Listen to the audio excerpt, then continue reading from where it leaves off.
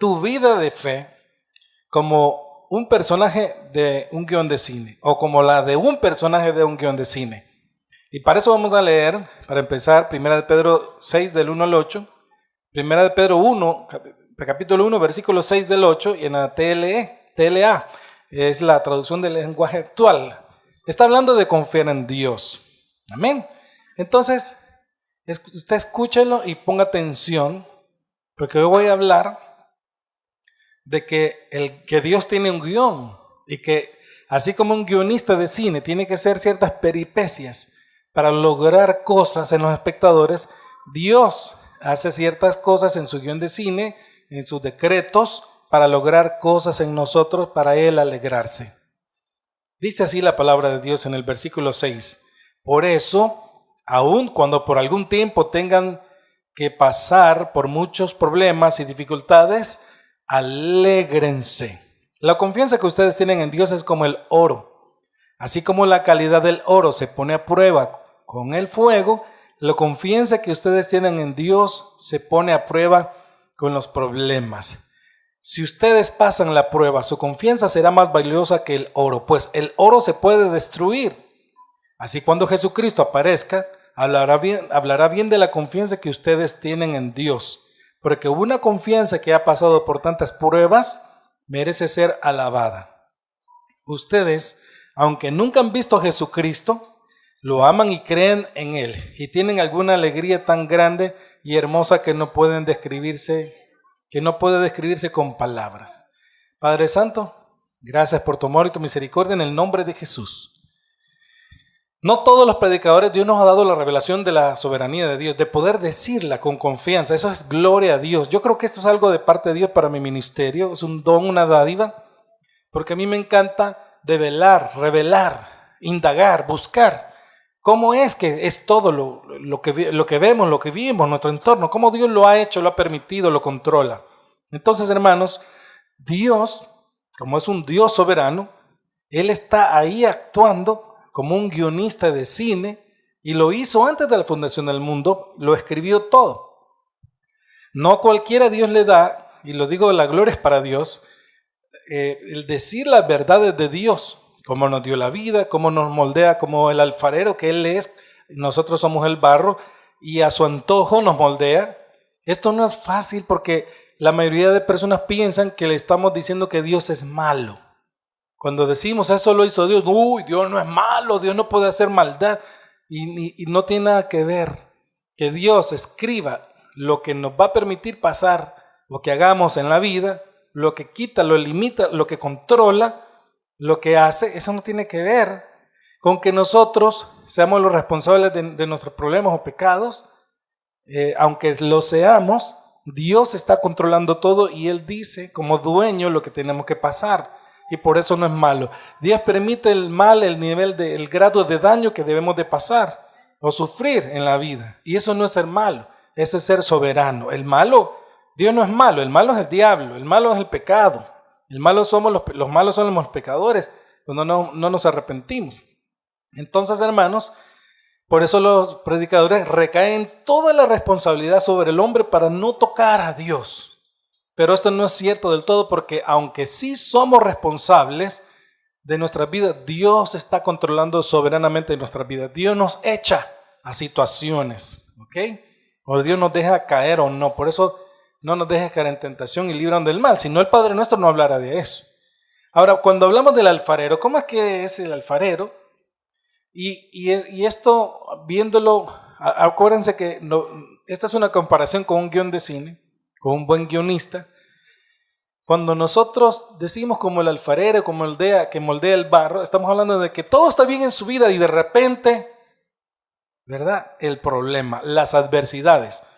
Todo está bien, pero luego Dios de repente, de pronto nos mete en adversidades. ¿Y para qué? Para lograr sus propósitos en nosotros. Yo creo firmemente con todo mi corazón de que yo soy una de los elegidos, de las personas escogidas por Dios antes de la fundación del mundo para salvación, ¿verdad? Yo creo eso con todo mi corazón, pero también creo más que Dios me ha dado otros dones que yo no soñaba tener. Yo sé que ahora soy un escritor. Yo sé que me he ido buscando. Esto cuesta, a mí me ha costado. Una persona se acercó a un escritor y le dijo, ay, qué fácil escribe, mire que usted lo trae nato. Y le digo una cosa, las personas que son como esas personas a mí casi no me gustan porque me recuerdan a algunos de mis parientes, es que si ya lo trae, es que ya vienen así. Y el escritor no le dijo nada, pero por dentro dijo, si supiera que tengo 20 años de estar luchando para lograr llegar a donde estoy. O sea, como que si ya se le dio, ya lo trae. Aunque Dios nos dé el don, las cosas cuestan. El escritor de El Señor de los Anillos es un profesor de una universidad y él cuenta que él no había hecho, él es profesor de literatura, él no había hecho nada, él no soñaba con escribir un libro, pero de repente un día agarró un lápiz, un lapicero y una hoja y comenzó a escribir. Y el Hobbit entró en su casa en la comarca. Así empezó todo la saga. Fíjese bien. Entonces, cuando una persona está escribiendo, quiero que sepa que se moldea al personaje. Yo le voy a leer algunas de las reglas que se usan para hacer guiones de cine. ¿Ok? Y usted va a ver que es similar a cómo Dios escribe nuestro guión literario para cómo van a ser nuestras vidas, cómo van a funcionar. Entonces, hermanos, creo firmemente que yo fui elegido para salvación y así como para hablar de su misteriosa soberanía como una dádiva suya a mi ministerio. Porque como les dije hace un momento, me encanta descubrirla y me encanta ponderar lo protagónico de Dios y de la fe en el hombre, sus logros. Y me encanta enumerar lo antagónico, porque Dios lo permite, porque pasa, porque el mal, porque Dios permite el mal. Y quiero decirles que hago todo esto con sinceridad, simplemente por buscar la verdad de esta vida. Amén. Entonces, hermanos, yo digo que soy un escritor para la gloria y la honra de Dios y por años he estudiado para tratar de llegar a hacerlo. ¿Verdad? Cabe recalcar que para llegar a ser un buen escritor, yo lo estoy intentando, pero algún día pretendo serlo, desde luego con la ayuda de Dios. Pero cuando una persona trata de ser un buen escritor, tiene que ser estudioso de la vida, de Dios, de la Biblia, y tiene que ponerse a pensar como un guionista que está haciendo un guión literario. ¿Okay? Un guión técnico para cine. El guión literario es una cosa y el guión técnico es el famoso storyboard, ¿verdad? Que ya va con fotogramas. Ya. El guión literario describe cómo, si está en el día, si está en la noche, cómo está vestido, qué va a decir, el audio, todo esto. Cómo es el personaje, cuáles son sus características. Entonces, cuando yo estaba haciendo mis prácticas de esto que le cuento, y cuando estaba haciendo mi prédica, me percaté inmediatamente que la vida de las personas es muy parecida a una historia de un buen libro o de un buen guión literario para cine, pero más bien a un buen personaje de cine.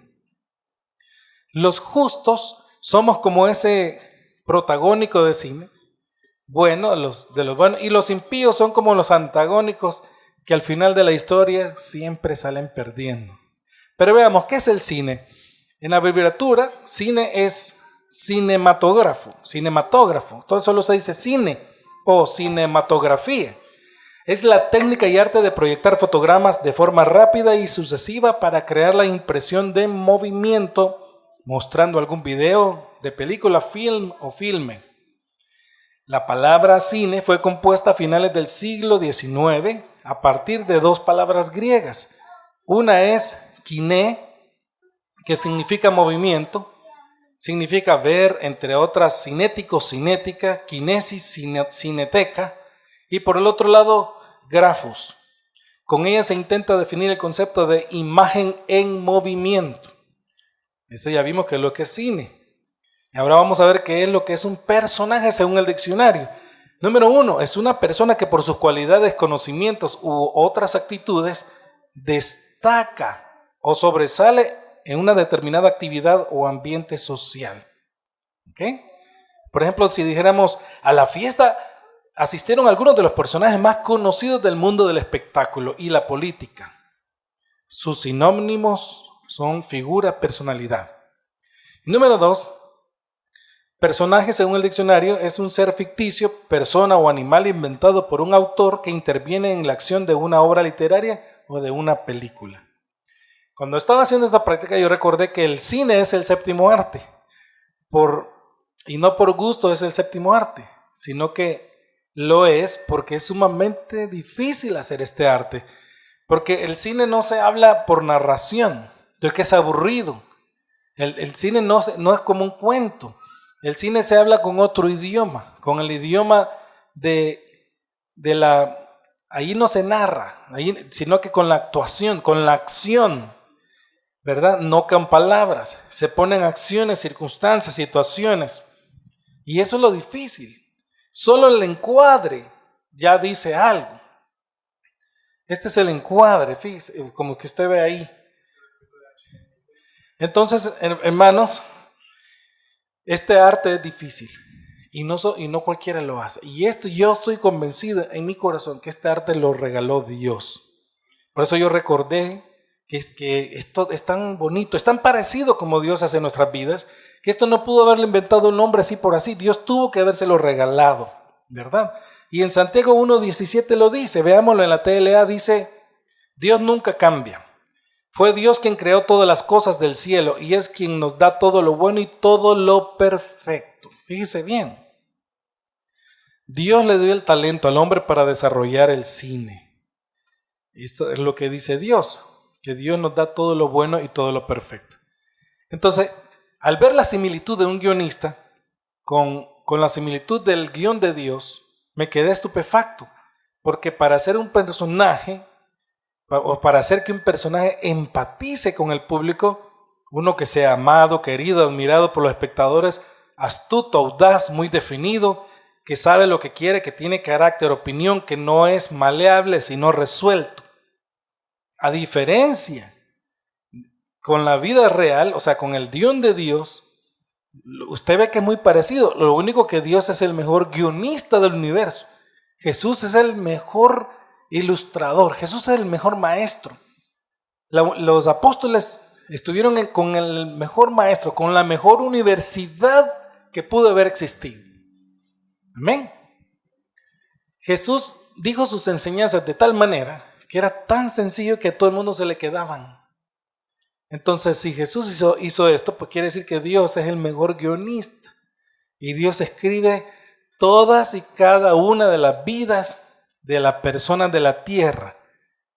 ¿Ok? En sus decretos.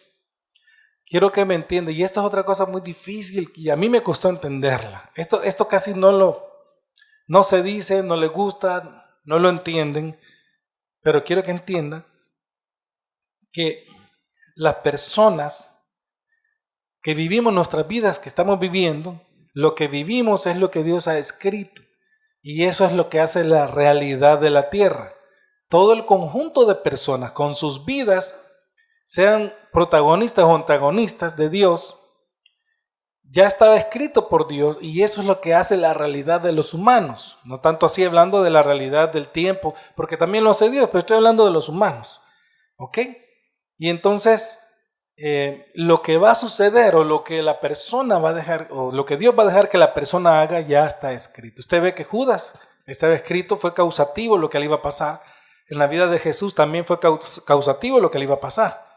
Entonces, en su vida, en nuestras vidas, yo no sé si a grosso modo o al mínimo, yo me imagino que al mínimo y a veces a grosso modo, pero sí está escrito todo lo que va a acontecer. Y es porque Dios necesita probarnos la fe. Y Dios no necesita llevarnos de gloria en gloria, glorificarse, enseñarnos muchas cosas, hacernos como la imagen de su Hijo amado Jesús. Amén.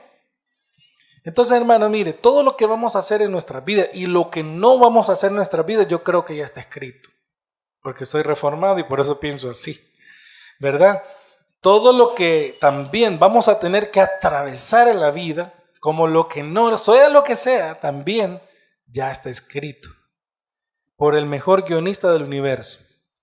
Cuando pasó lo que pasó, ya estaba escrito.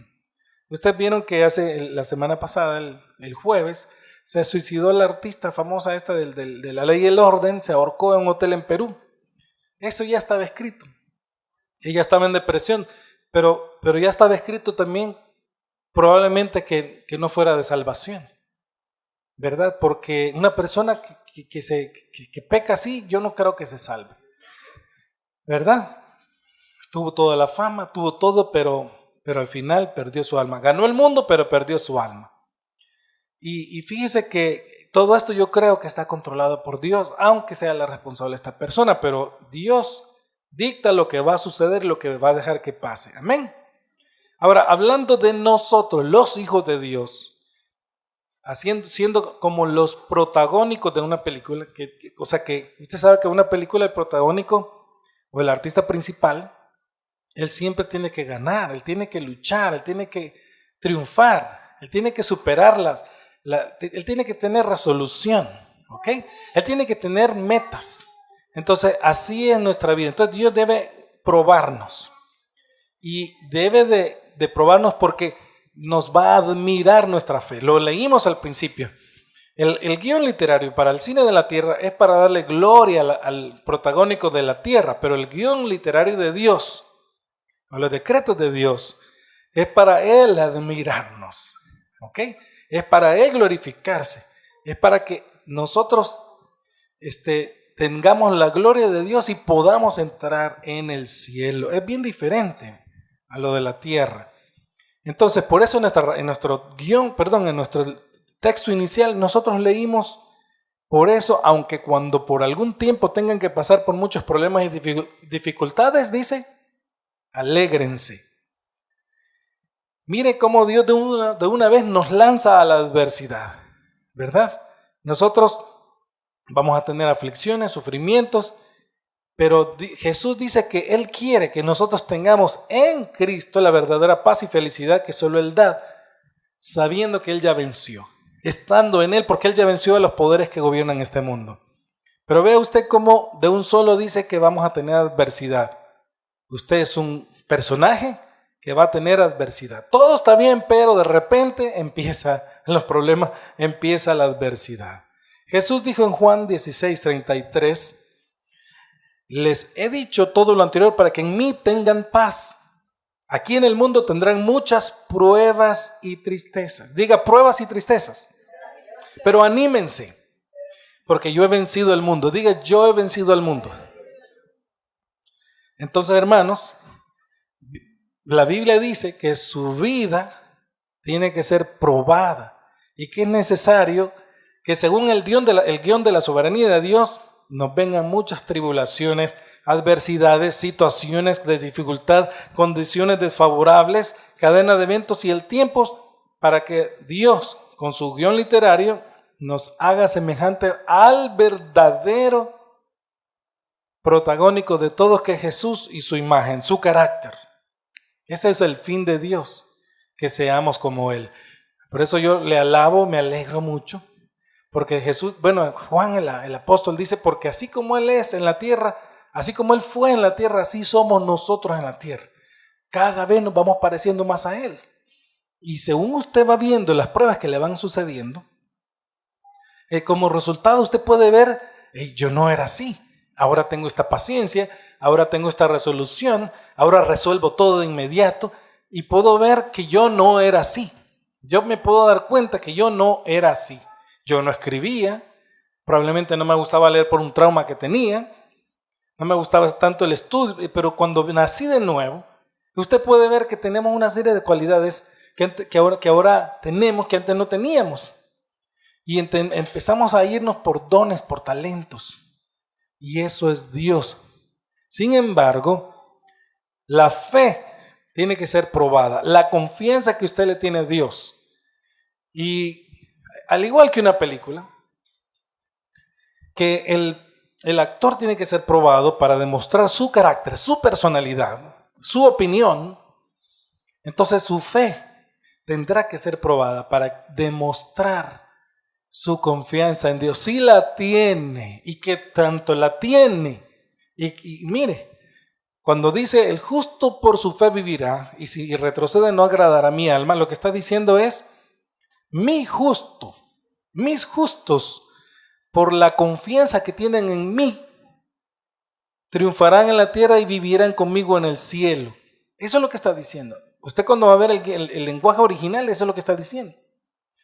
Pero si se aleja, no agradará a mi alma. O sea, si empieza a ya no actuar por fe, si empieza a actuar por vista, si se empieza a ir por lo que los ojos le muestran, por lo que las personas le dicen, por lo que oye por aquí, por lo que oye por allá, y ya no actúa por fe, dice el Señor que ya no agrada a su alma.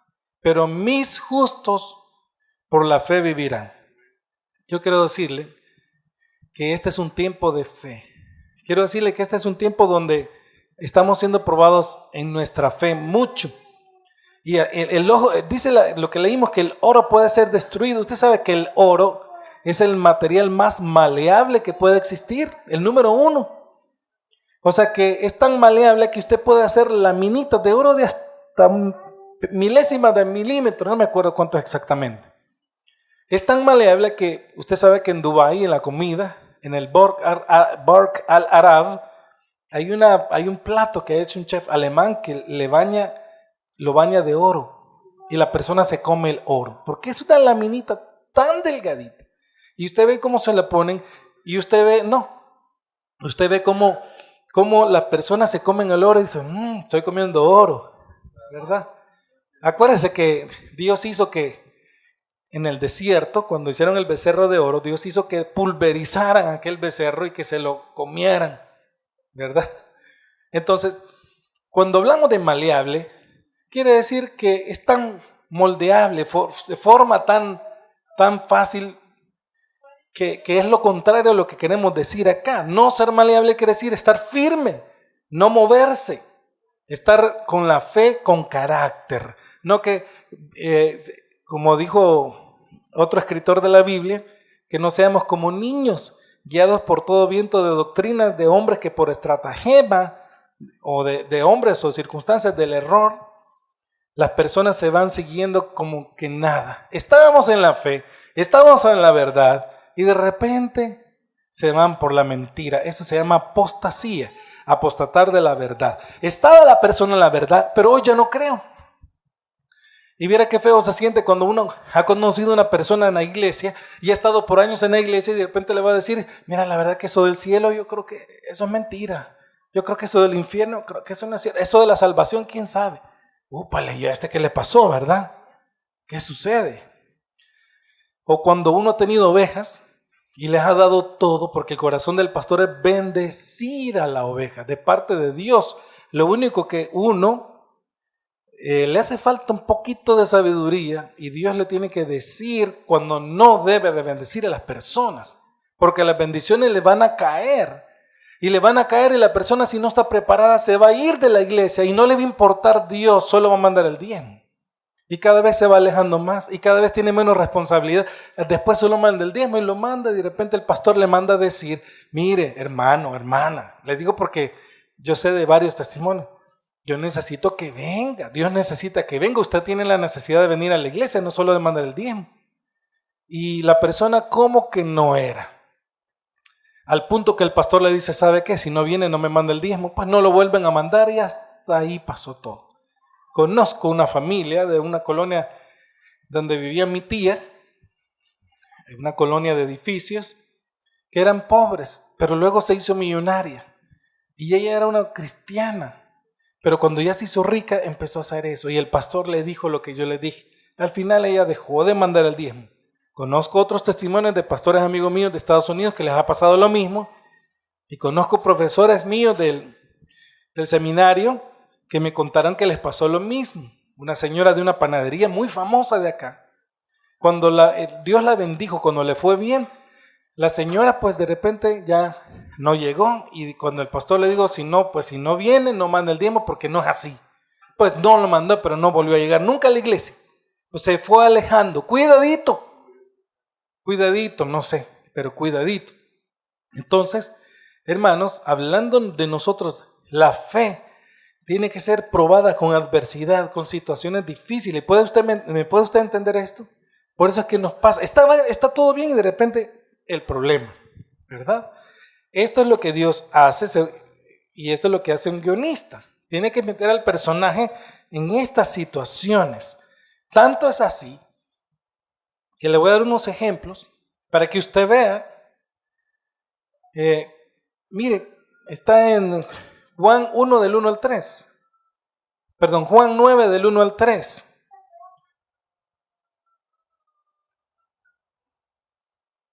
¿Ok?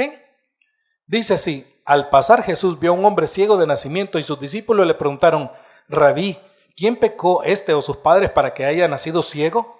Jesús respondió: no es que pecó este ni sus padres, sino que para que las obras de Dios se manifiesten en él.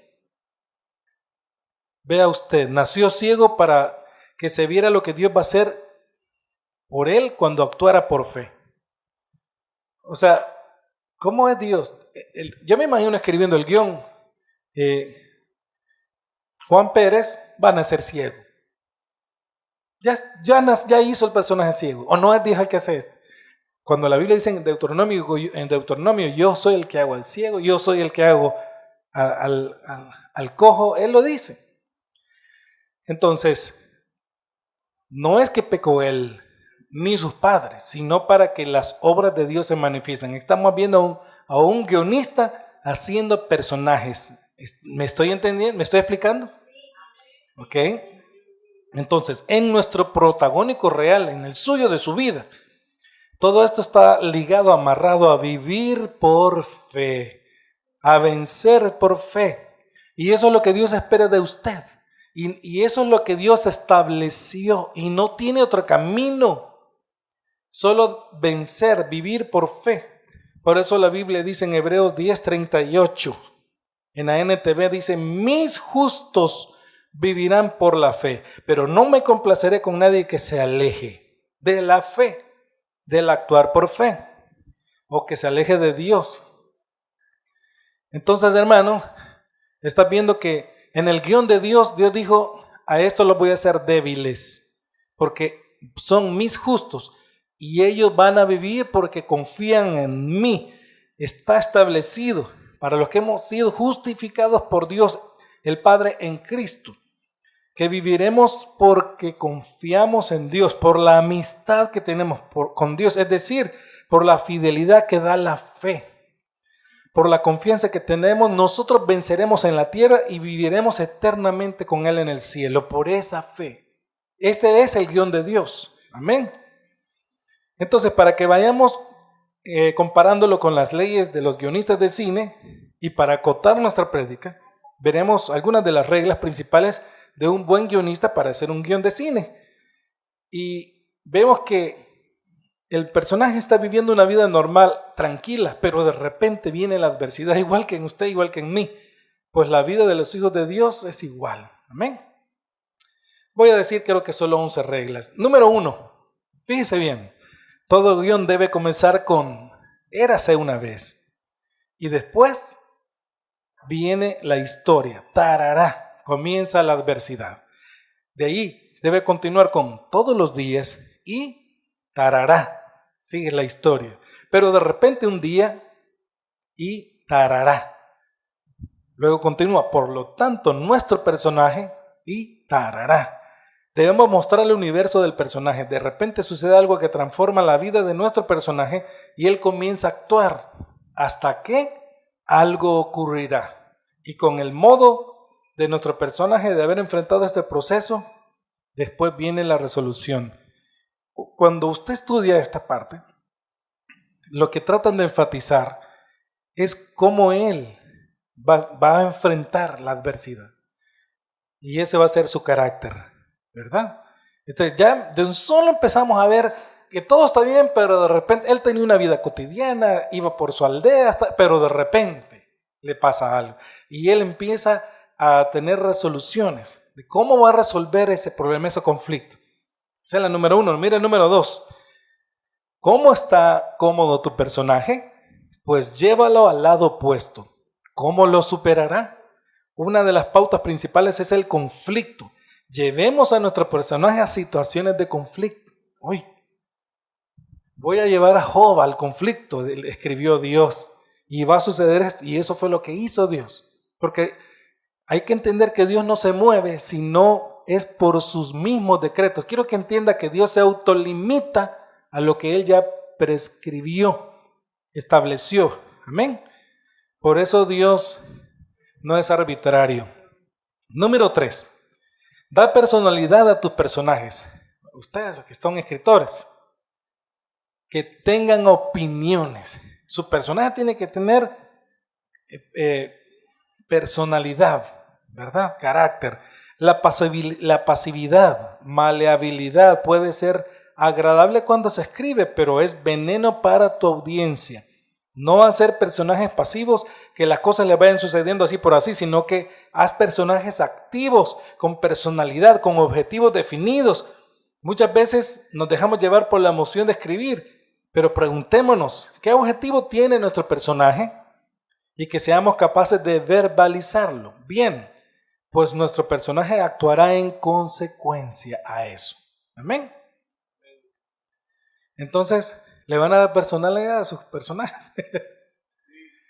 Número 4, ¿cuáles son los riesgos? En toda película usted ve que alguien tiene riesgo, hay algo que está en juego. Aporta razones para que nos pongamos al lado del personaje, para que empaticemos con el personaje. ¿Qué pasa si al final pierde? ¿Qué pasa si no lo consigue? Enumera las posibilidades en contra. Nuestro personaje tiene que en realidad correr algún tipo de riesgo. ¿No corremos riesgo nosotros con Dios? O sea, no con Dios, sino con el guión de Dios que nos pone. Si no hace esto, pasa lo otro. Así es la vida. Por ejemplo, como no compra el pan, el mundo se destruye, ¿verdad? Como no compra el pan, pierde su novia. Como no compra el pan, no lo sé, pero tiene que suceder algo. Tiene que haber algo en juego. Descubramos qué cosas hay en juego. Por ejemplo, para Isaac, que le gusta hacer libros de personajes, él debe estar muy atento a esto. Número 5. Las cualidades que colocan a tus personajes en apuros son perfectas. ¿Oyó? Las casualidades que los libran de ellas son engañosas. Importantísimo punto. De manera casual puede acercarse un meteorito a la Tierra para destruirla, pero no de manera casual ese meteorito dejará de amenazar la Tierra. Casualidades que pongan a nuestros personajes en peligros, genial. Casualidades que los libren de esos peligros, error. ¿Por qué? Porque el personaje ha de librarse solo de esos peligros. De eso es lo que trata la historia, precisamente de superar ese problema. Así es que a superar ese problema. Vea usted cómo el guionista tiene reglas y le deja solo la responsabilidad. Así parece que pasa con nosotros. Dios nos pone en adversidad, nos pone en el problema, frente a la situación, la circunstancia yuca, como decimos aquí, difícil. Y parece que nadie le va a ayudar a usted. Hay cosas en las que nadie te va a ayudar, escúchame bien. Hay cosas en las que Dios va a poner a otras personas que te ayuden, pero hay cosas que solo tú las vas a resolver por medio de la fe. Y eso ahí se va a ver cómo fue tu confianza en Dios, cómo fue probada tu confianza en Dios, así como el oro es probado. Pero el oro se destruye, pero tu fe no. Amén. Entonces, hermanos, fíjate bien, ahí tu personaje, o sea, tú vas a tener que ver cómo superas este problema. Número 6. Admira a un personaje más por sus esfuerzos que por sus éxitos. Fíjese bien, esto es una regla de la vida. Usted llega a una conferencia, yo he hecho esto, yo he hecho, le va a caer mal, ese creído van a decir. Pero si usted viene a decir, yo hice un gran esfuerzo, como la película de Will Smith, que anda con el niño vendiendo un aparato, y él se esfuerza en vender, y sufre, y se admira. Entonces, a un personaje se le admira más por sus esfuerzos que por sus éxitos. ¿Ven? Si no, vean cómo le cayó mal el presidente de Estados Unidos, el que va a ser, el que ya ganó, porque es un hombre exitoso, tiene logros, ¿verdad? Entonces, nosotros tenemos que presentarnos en la vida más por nuestros esfuerzos, por lo que luchamos, que por los éxitos que ya tenemos. De eso que hablen otros. Por eso hay unos dichos que dicen, no te presentes a ti mismo, deja que otro te introduzca. Número 7. No te fíes de lo primero que se te ocurra a la hora de escribir, ni de lo segundo, ni de lo tercero, ni de lo cuarto, ni de lo quinto. Evita lo obvio. Evita las sobriedades. Dale otra vuelta. Busca. Si dices, lo tengo, no lo tienes, dale la vuelta. ¿Ok? Porque así es la vida. La vida suya no es así de fácil. De repente le pasa algo que usted no sabe ni cómo superarlo. ¿Ok? Número 8. ¿Cuál es la esencia de tu historia? ¿Cuál es la forma más simple de contarla? Si conoces esas respuestas, puedes empezar a partir de ahí. ¿Ok? ¿Cuál es la esencia de tu historia? ¿Y cuál es la forma más simple de contarla? Número 9. ¿Por qué tienes que escribir esta historia? ¿Qué es tan importante que merezca la pena ser contada? ¿Cuál es su esencia? Número 10. Simplifica, enfoca, mezcla personajes, evita distracciones. No sientas que pierdes cosas valiosas, porque si haces esto de simplificar, esto te dará libertad a la hora de escribir el guión. Tenemos que tratar de ser directos, concisos. Por lo tanto, si tenemos dos personajes y los podemos aunar, los dos personajes, en uno solo, pues muy bien, pues simplifiquemos nuestra historia. Y usted ve que en su vida, usted cada vez que va haciendo más simple todo usted se pone, digamos, a ser directo, a ser conciso, usted ve que es cuando resuelve las cosas. Amén. Y número 11, resuelve el final incluso antes de haber llegado a la parte central de tu historia, porque los finales son difíciles y debemos resolverlos anticipadamente porque facilitan el trabajo. Mire cómo Dios ya tiene resuelto desde antes su vida, sus cosas, solo que usted a veces quizá no lo sabe. Amén. Ahora, ¿qué les pareció? ¿Qué les pareció? Dijo alguien por ahí en una situación muy difícil, yo la escuché, era una señora. La vida no tendría sabor si todo fuese bien. Estas cosas son las que le dan sabor a la vida y hace que valga la pena vivirla bien. Ya sabré salir de esta situación, Dios me ayudará. Ella estaba en el hospital, había tenido un accidente y sus hijos estaban muy golpeados. El médico no les había dado esperanza de vida. Pero aún así, los hijos vivieron y ahora están como que nada. Pero vea usted, ella en vez de decir, ¿por qué? Y quejarse, no, dijo, es que esto es lo que le da sabor a la vida. Según nuestro texto inicial, nosotros debemos de entender que Dios nos meterá en pruebas y dificultades para probar nuestra fe. ¿Puede entender eso? Al igual que el guión literario de nuestro personaje. Y veamos recordemos que el personaje ha de librarse solo de esos peligros, porque de eso es lo que trata la historia, de superar el problema. ¿Cómo estás superando tus problemas? ¿Cómo te estás librando de los problemas? Amén. ¿Eres tú el protagonista? ¿Te está ayudando Dios por medio de la fe? ¿Verdad? Otra cosa que vimos es que de repente sucede algo en nuestra vida y así en la vida del personaje y entonces comenzamos a actuar. ¿En qué has comenzado a actuar ya y a moverte? A tener movimiento. No estás esperando que algo ocurra, que algo pase, muévete ya. Y hermanos también, todo esto a partir que nos han llevado a situaciones de conflictos. Hay otra regla que debemos de recordar, que es lo que debe hacer el personaje. ¿Cómo está nuestro personaje? Por ejemplo, con nuestros hijos, ¿están cómodos? Llevémoslos al lado opuesto. ¿Cómo lo va a superar? Nuestro niño estaba el lunes hace poquito, en 5º grado, era el último día de clase. El martes estaba en 6º grado, en sistema americano, ya no en el sistema que estaba antes, que era el nacional. Y en 6º grado, ya en sexto, ya habían pasado 2 meses y medio de clase. Ya entró un conflicto. Entonces, fíjese cómo él estaba bien y de repente lo pusimos. Y yo me quedé pensando. Y le dije a mi esposa, ¿qué nos va a decir? Nos va a decir, no nos gusta, regresen a donde estaban, ¿no? Y cuando vino alegre, feliz, le encantó. Amén. Vino alegre, vino enamorado del amor, de la vida. O sea que le cayó bien. Entonces, si uno de padre hace esto, pues Dios también lo hace, ¿verdad? Amén. Entonces llevémoslos a situaciones difíciles. No le pongamos fácil las cosas a nuestros hijos. Las abuelitas de antes decían ellas, nunca que siempre se quede con hambre, decía. Que siempre se quede con una necesidad, porque entonces va a buscar.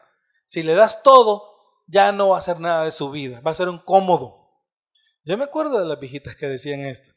Entonces, a mí me acuerdo que así me trataron. Yo siempre anduve con hambre. Yo siempre me quedé con hambre. Siempre, todo el tiempo. Y esto a uno lo hace que se supere. También hacían lo mismo. ¿Se acuerdan de la película 300? ¿De dónde eran ellos? Eran de Grecia, ¿verdad? Las costumbres de estas personas eran las mismas. No darles todo. Para que ellos tuvieran siempre la expectativa, la necesidad de algo más. Entonces, hermanos, debemos de ser sabios. Dios nos lleva a situaciones de conflicto. ¿Cómo las superaremos? ¿Cuál es tu esencia? ¿Cuáles son tus resoluciones? ¿Cuál es la esencia de tu historia? ¿Resuelve las cosas por medio de la fe? ¿O simplemente estás dejando que este mundo te gane? El Señor dijo que tenemos a uno mayor en nosotros, al que venció este mundo, que se llama Jesucristo. Amén. Recordemos que Job venció. A la hora de la hora Job venció.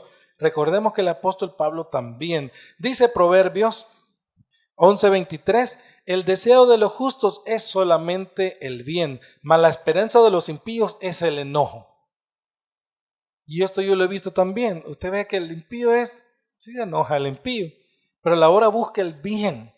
Pero la esperanza de los impíos es hacen el berrinche y creen que con eso les van a hacer caso. Pero también Dios dice, la esperanza, lo que les espera es mi ira. Y en el sentido correcto es lo que está diciendo el versículo. Los justos vienen para el cielo, los impíos van a tener mi ira y van para allá abajo. Eso es lo que está diciendo. Recordemos también cómo sufrió el apóstol Pablo. Voy a leerles un versículo para que ustedes vean cómo Dios lo metió con su guión literario de la soberanía de Dios a la adversidad. Dice 2 de Corintios capítulo 1 del 8 al 9. Dice así: porque hermanos, no queremos que ignoréis acerca de nuestra tribulación que nos sobrevino en Asia, pues fuimos abrumados sobremanera, más allá de nuestras fuerzas, de tal modo que aún perdimos la esperanza de conservar la vida, pero tuvimos en nosotros mismos sentencia de muerte, para que no confiásemos en nosotros mismos, sino en Dios que resucita a los muertos. ¿Para qué pasar? ¿Para qué pasó por ahí? Para que no confiara en usted mismo, sino en Dios que da vida. O sea, Dios no nos va a dejar caer en esto. Y esto es algo grande, hermanos, porque hay personas que confían más en sí mismos que en Dios. No, yo los problemas yo los resuelvo. ¿Cómo? Con una mano en el bolsillo y con otra en la cabeza y no dejarme ir. Yo ahorro. ¿Verdad? Veamos otro texto y ya casi terminamos. Este texto es muy bonito, Santiago 1, 2, 4. Dios le va a hablar con este texto. Está hablando de la fe y la constancia. ¿Para qué son las pruebas? Para tener fe y constancia. Dice así, del versículo 2. Amados hermanos, cuando tengan que enfrentar cualquier tipo de problemas, considérenlo como un tiempo para alegrarse mucho. Porque ustedes saben que siempre que se pone a prueba la fe, la constancia tiene una oportunidad para desarrollarse.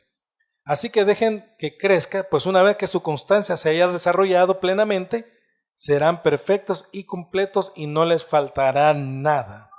¿Cómo vamos a ser? Perfectos, completos, no nos va a faltar nada. Amén. Y quiero leerles rápidamente qué dijeron algunas personas sobre la adversidad. John Donne dijo: Dios tiene muchas maneras en diversos hombres.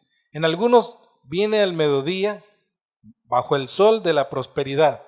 Para algunos en las nubes oscuras y pesadas de la adversidad. Algunos son tocados con la música de la iglesia y algunos con recibir algo en particular o con la oración y algunos con algún pasaje de un sermón. Mire las formas en que el Espíritu de Dios en ti trata contigo. Amén. Charles Spurgeon dijo: cristiano, recuerda el bien de Dios en la escarcha de la adversidad. Llámense fantalentes. Cristiano, recuerda el bien de Dios en la escarcha de la adversidad. Robert Leighton dijo: la adversidad es el polvo de diamante con el que el cielo pule sus joyas. Oiga, tú que te quejas de la adversidad, ¿por qué a mí? ¿Por qué? La adversidad es el polvo de diamante con que el cielo pule sus joyas. No te quejes. En el primer versículo, en el texto de Pedro, leímos que debemos de alegrarnos. En el de Santiago dice que debemos de alegrarnos cuando tengamos pruebas. C.S. Lewis dice: los largos, aburridos y monótonos años de prosperidad en la edad madura o de adversidad en la misma edad son un excelente tiempo de combate. Billy Graham: la comodidad y la prosperidad nunca han enriquecido el mundo tanto como la adversidad lo ha hecho. Los mejores inventos, ¿cuándo fueron hechos? Cuando había una gran escasez, cuando había una gran necesidad, cuando había una gran adversidad, cuando había un gran problema, entonces se buscó la solución, ¿verdad? Jesús dijo: por tu fe será hecho. A un centurión que tenía a su criado enfermo, le dijo: por tu fe será hecho. A una mujer gentil que tenía a su hija enferma y a un ciego. Y los tres recibieron su milagro. Amén. Quiero decirte, hermanos, que tú tienes que tener la resolución. Está en ti: por tu fe será hecho. Está en Dios, en ti. No sé si me logra entender. Está en Dios, escondida en Cristo, escondida en Dios, en ti. Tú tomas la decisión. Tú tienes la fe. Dios te ha dado la fe. Tu personaje tendrá que sacar fuerzas, hermanos, para salir del hoyo en el que hoy puedas estar metido ahorita. ¿Cómo lo harás? ¿Hasta dónde llevarás a tu personaje? ¿Cómo serán las resoluciones de tu personaje? Tu resiliencia no implica que no actúes por fe. Son dos cosas diferentes. La resiliencia es cuando usted en adversidad usted dice: estoy bien, estoy aquí, pero no me voy a dejar, voy a guerrear. ¿Ok? Y eso no quiere decir que ya no actúe por fe. Actúa por fe. Y el último texto de la mañana, antes de orar, es un texto de mucha alegría. Usted debe de atesorarlo en su corazón. Mire lo que dice 1 Corintios 10:13 en la Dios habla hoy. Está diciendo que Dios no le va a dejar metido en la prueba, sino que le va a sacar, Él le va a dar la salida. Veamos. Ustedes no han pasado por ninguna prueba que no sea humanamente soportable. Y pueden ustedes confiar en Dios, que no los dejará sufrir pruebas más duras de las que pueden soportar. Por el contrario, cuando llegue la prueba, Dios les dará también la manera de salir de ella. Diga: cuando llegue la prueba, Dios me dará la manera de también salir de ella, para que puedan soportarla. Vamos a orar. Cierre sus ojos. Señor Jesús, gracias, Padre, porque tu palabra dice que no me dejará ser probado más allá de lo que pueda resistir. Tú solo quieres formarme a la imagen de Cristo. Solo quieres potenciar mi fe para que luego tú la alabes. Solo quieres mi bien. Y al final tú dices en tu palabra, y tú no mientes, que me darás la salida. No estaremos siempre en la adversidad, la superaremos, sino que también un día pasaremos al siguiente nivel, a la siguiente gloria, donde tú nos quieres llevar, porque tú quieres que vayamos trascendiendo, que cada vez seamos más fuertes, más firmes. Tú quieres, Señor, que nosotros tengamos la victoria, el éxito, el triunfo, el gane, los logros. Están ahí para nosotros, están ahí para mí, frente a mí. Y solo debo de perseverar, de esforzarme, ser valiente para obtener todo tipo de victorias y vencer a este mundo. Yo tengo fe, estoy esperando mi milagro. Tú no me dejarás, aunque ande por valle de sombra de muerte, tu vara y tu cayado estarán conmigo y me infundirán aliento todos los días de mi vida. Señor, aumenta mi fe y ayúdame a superar todos los obstáculos que la vida me ponga por delante. Padre, tú haces esto por la fe y tú me has dado alegría, porque sé que la confianza que te tengo ha aumentado, ha crecido, porque tú me has probado. Padre, ayúdame, aumenta mi fe. En el nombre de Jesús te lo pido. Amén y amén.